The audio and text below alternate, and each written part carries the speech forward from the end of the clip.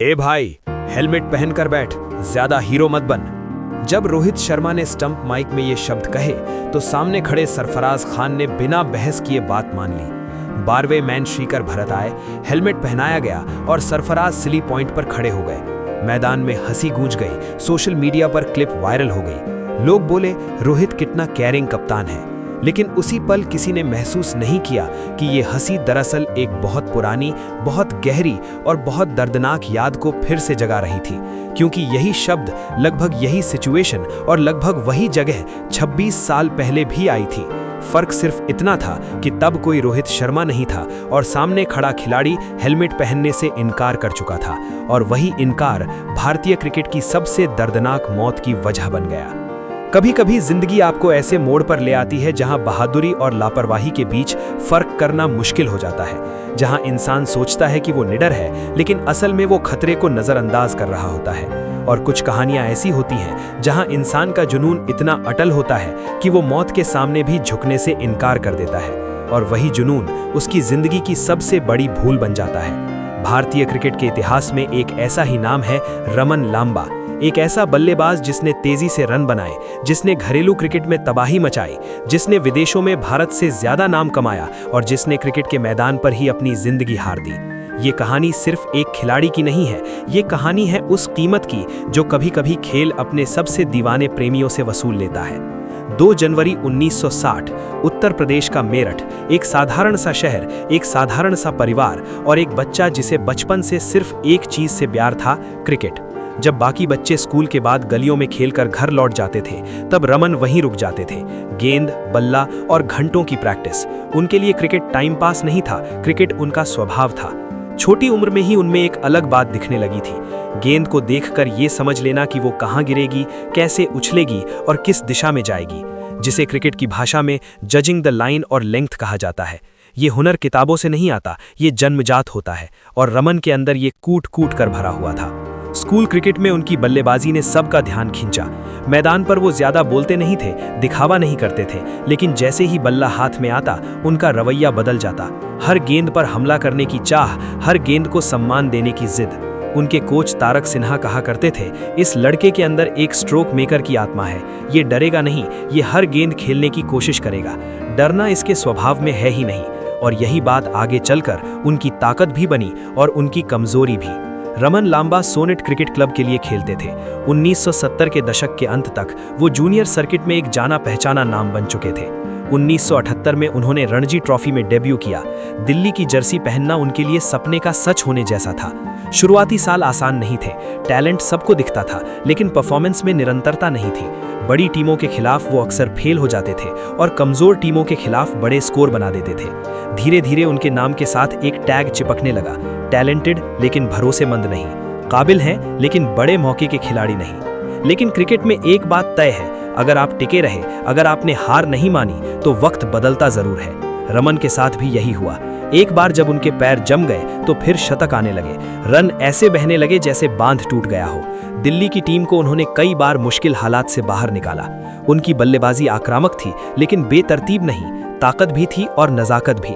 कोई लपेटबाजी नहीं, कोई गंदी स्लॉगिंग नहीं, सिर्फ प्रॉपर क्रिकेटिंग शॉट्स। यही वजह थी कि क्रिकेट के जानकार उन्हें बहुत ऊंचा आंकते थे। सालों की मेहनत के बाद आखिरकार उन्हें भारतीय टीम में मौका मिला। 1986 में वो भारतीय स्क्वाड के साथ इंग्लैंड दौरे पर गए, लेकिन वहां खेलने का मौका नहीं मिला। फिर ऑस्ट्रेलिया के खिलाफ वनडे सीरीज में उन्हें डेब्यू का मौका मिला और उन्होंने निराश नहीं किया। पहले ही मैच में तेज तर्रार 64 रन, अगले मैच में 74 रन और फिर सीरीज के आखिरी मैच में 102 रन की शानदार शतकीय पारी, man of the series. Bharat को उस दौर में एक ऐसे बल्लेबाज की तलाश की जो तेजी से रन बना सके, और रमन लांबा बिल्कुल उस प्रोफाइल में फिट बैठते थे। उनकी फिटनेस, उनकी फील्डिंग और उनका एटीट्यूड सब कुछ अलग था। 1986 के फाइनल में पाकिस्तान के खिलाफ जब कपिल देव की गेंद पर अब्दुल कादिर ने शॉट खेला, तब सब्स्टिट्यूट फील्डर रमन लांबा ने जो कैच पकड़ा, उसने सबको चौंका दिया। उस दौर में जब भारतीय टीम फील्डिंग के लिए मशहूर नहीं थी, रमन की स्फूर्ति ने लोगों का नजरिया बदल दिया। ऐसा लगने लगा कि भारत को एक ऑलराउंड पैकेज मिल गया है। लेकिन फिर आया 1987 का वर्ल्ड कप, और जब टीम की घोषणा हुई, रमन लांबा का नाम उसमें नहीं था। यही वो मोड़ था जहां उनका इंटरनेशनल करियर धीरे धीरे सिमटने लगा। सिलेक्शन की राजनीति, टीम कॉम्बिनेशन और मैनेजमेंट के फैसलों ने उन्हें ज्यादा मौके नहीं दिए। जितनी प्रतिभा थी उतना लंबा करियर उन्हें नहीं मिल पाया। लेकिन जहां भारत ने उन्हें पूरी तरह नहीं अपनाया, वहीं विदेशों में उन्हें सिर आंखों पर बैठाया गया। खास तौर पर बांग्लादेश में ढाका लीग में रमन लांबा एक सुपरस्टार थे। जब वो बल्लेबाजी करने आते तो स्टेडियम का माहौल बदल जाता, दर्शक खड़े हो जाते, गेंदबाजों के चेहरे पर डर साफ दिखता। विपक्षी टीमें मानने लगती कि अगर लांबा आउट हो गया तभी मैच जीता जा सकता है। उनकी बल्लेबाजी में आक्रामकता थी, लेकिन सोच समझकर की गई आक्रामकता। वो शुरुआत से ही गेंदबाजों पर दबाव बनाते थे। यही वजह थी कि बांग्लादेशी दर्शक उन्हें बेहद पसंद करते थे। 38 साल की उम्र में भी उनकी फिटनेस कमाल की थी। ज्यादातर खिलाड़ी इस उम्र तक क्रिकेट छोड़ चुके होते हैं, लेकिन रमन का इरादा साफ था। उन्होंने दिल्ली रणजी टीम के कप्तान अजय शर्मा से कहा था, मैं 45 की उम्र तक क्रिकेट खेलना चाहता हूं। क्रिकेट उनके लिए पेशा नहीं था, जुनून था, और यही जुनून 20 फरवरी 1998 को उन्हें उस जगह ले गया जहां से वापसी कभी नहीं होनी थी। ढाका में अबाहनी क्रिकेट क्लब की ओर से वो मोहम्मदन के खिलाफ एक घरेलू मैच खेल रहे थे। मैच साधारण था, कोई फाइनल नहीं, कोई वर्ल्ड कप नहीं, लेकिन क्रिकेट को फर्क नहीं पड़ता कि मैच कितना बड़ा है, खतरा हर गेंद में बराबर होता है। सामने बल्लेबाजी कर रहे थे 19 साल के मेहराब हुसैन। कप्तान को एक फील्डर की जरूरत थी फॉरवर्ड शॉट लेग पर, क्रिकेट की सबसे खतरनाक पोजीशन। वहां गेंद सबसे तेज आती है और चोट का खतरा हमेशा रहता है। रमन से बेहतर फील्डर कौन हो सकता था? कप्तान ने पूछा, कुछ ओवर के लिए खड़े हो जाओगे? रमन ने कहा, बिल्कुल। फिर कप्तान ने कहा, हेलमेट पहन लो। रमन मुस्कुराए और बोले, बस 3 ही तो गेंदें हैं, हेलमेट क्या पहनना। वो 3 गेंदें जिन्होंने पूरी कहानी बदल दी। मेहराब हुसैन ने एक तेज पुल शॉट खेला, गेंद बल्ले के ऊपरी हिस्से से लगी और सीधे रमन की टेम्पोरल बोन पर जा लगी। टक्कर इतनी तेज थी कि रमन वहीं गिर पड़े। मैदान में सन्नाटा छा गया। खिलाड़ी दौड़ते हुए आए। कुछ सेकंड पहले जो मैदान शोर से भरा था, अब वहां खामोशी थी। रमन बेहोश थे। उन्हें अस्पताल ले जाया गया। जाते जाते उन्होंने अपने कप्तान से कहा, मैं तो मर गया, और फिर वो कोमा में चले गए। 3 दिन तक रमन जिंदगी और मौत के बीच जूझते रहे। न्यूरोलॉजी की पर्याप्त सुविधाएं मौजूद नहीं थी। दिल्ली से डॉक्टर बुलाए गए, लेकिन तब तक बहुत देर हो चुकी थी।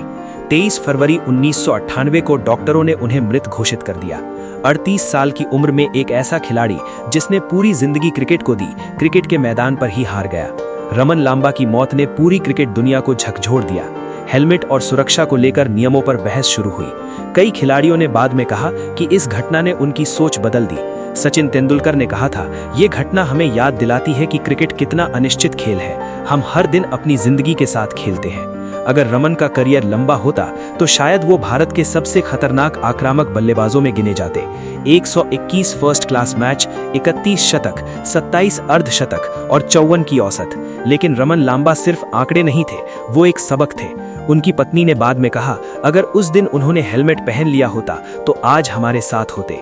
आज भी बांग्लादेश में उनके नाम पर टूर्नामेंट होते हैं। दिल्ली के क्रिकेट ग्राउंड्स में उनकी तस्वीरें लगी हैं। युवा क्रिकेटर्स उन्हें याद करते हैं। रमन लांबा सिर्फ एक नाम नहीं है, वो एक इमोशन है, एक चेतावनी है और एक याद है कि बहादुरी और लापरवाही के बीच फर्क बहुत छोटा होता है। और शायद यही वजह है कि जब भी कोई कप्तान किसी फील्डर से कहता है हेलमेट पहन लो, तो कहीं ना कहीं रमन लांबा की आत्मा सुकून की सांस लेती होगी, क्योंकि उनकी कहानी ने आने वाली पीढ़ियों की जान बचाई।